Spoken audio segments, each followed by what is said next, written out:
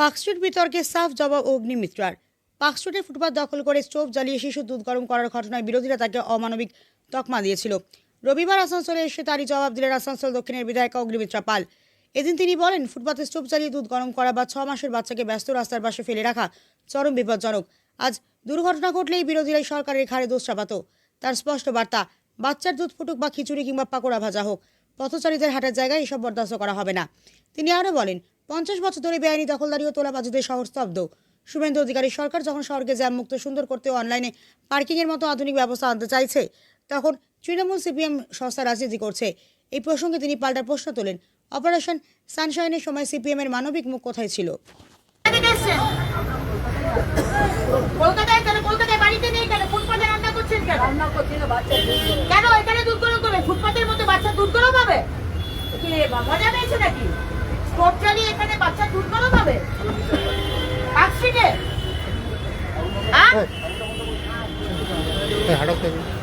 কোথায় থাকেন আপনারা? এগুলো কি এগুলো?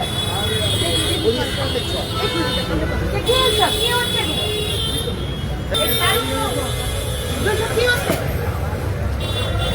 সংসার পাতা হয়েছে নাকি? সংসার পাতার জায়গা?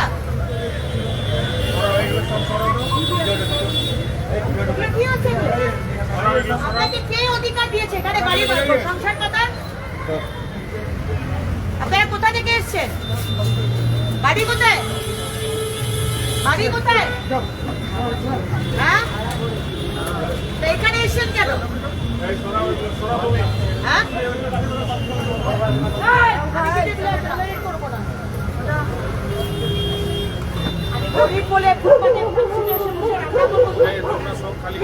শহরে একটা নিয়ম আছে,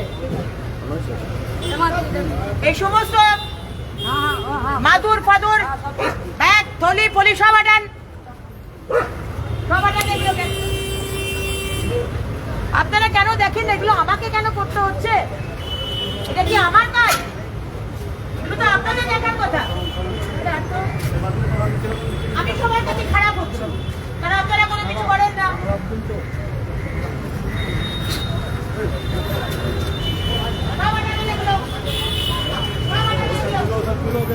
হকারকে বলা হচ্ছে ওই ফুটপাতে থেকো না, তুমি নিজের জায়গায় যাও। গতকালও পার্কস্ট্রিটে আপনি দেখেছেন, আমি গেছি ওখানে, তাদের আগেও বলা হয়েছে আপনারা এখানে থাকবেন না, আপনারা হোমে যান, হোমে চলে যান। না তো উনি নিজে আমাকে বলেছেন তার ধাপাতে বাড়ি আছে, তাহলে বাড়িতে থাকুন।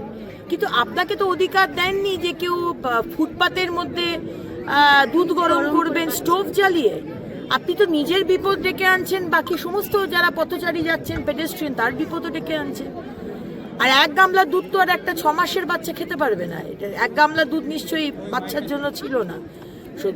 বিরোধীরা বলছে যে বাচ্চার দুধ ফুটছে, আপনি এরকম করে এসে বলছেন। আরে বাচ্চার দুধ ফুটলেও বলবো, খিচুড়ি হলেও বলতাম, পকোড়া হলেও বলতাম। রাস্তার মধ্যে পেডেস্ট্রিয়ানে যাবার জায়গায় একটা ছোট্ট শিশু 6 মাসে সে পেডেস্ট্রিয়ানে ফুটপাতের মধ্যে হামাগুড়ি দিচ্ছে, পাশেই হচ্ছে রাস্তা, ফ্রি স্কুল স্ট্রিটের মতো একটা বিজি রোড।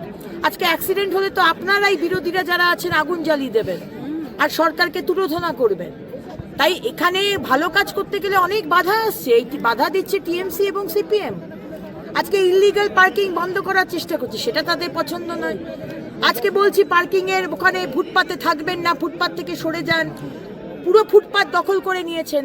মা বাচ্চাকে স্কুল থেকে নিয়ে আসছে, রাস্তা দিয়ে হাঁটছে, অ্যাক্সিডেন্ট হচ্ছে। সব থেকে বেশি মৃত্যু হচ্ছে পশ্চিমবঙ্গে অ্যাক্সিডেন্ট থেকে। সেখানে বলতে গেলে সেখানে আমরা খারাপ হচ্ছি, তো করবোটা কি? আপনি আজকে 200 বছরের কথা বলছেন, 200 বছরের বাড়ি নোটিশ দেওয়া হচ্ছে, এ হচ্ছে না। আমি যেই বুলডোজার দিয়ে খালি করতে যাবো, অমনি আপনারা বলবেন কেন বুলডোজার দিয়ে খালি করা হচ্ছে। তো এখানে ইললিগাল কাজটা লিগাল করে দেওয়া হয়েছে। যে যা খুশি করেছে এই 50 বছর। আজ যখন শুভেন্দু অধিকারী সরকার একটু স্ট্রিমলাইন করার চেষ্টা করছে, একটু ভালো করার চেষ্টা করছে, সবার জন্য ভালো। ফুটপাতে তো শুধু আমি হাঁটবো না, ফুটপাতে তো আমরা সবাই হাঁটবো। ইললিগাল পার্কিং এ তো আপনাদেরও অসুবিধে। আমরা একটি পার্কিং আনছি, অনলাইন পার্কিং। কোথায় পার্কিং খালি আছে আপনি ওই অনলাইন থেকে দেখতে পাবেন, আপনাদেরকে ঘুরতে হবে না যে কোথায় এখানে রেখে এখানে পার্কিং খালি নেই, ওখানে খালি নেই। আপনি অ্যাপে দেখতে পাবেন। আপনাকে কোনো পার্কিংওয়ালা করতে পারবে না যে না 100 টাকা দাও 200 টাকা দাও দাবি রাখতে দেবো, কিছু করতে পারবে না, সব কিছু অনলাইন। তো আমরা ভালো করার চেষ্টা করছি, কিন্তু সিপিএম আর তৃণমূল তারা মানবিক সরকারের মুখ নাকি দেখতে পাচ্ছে না।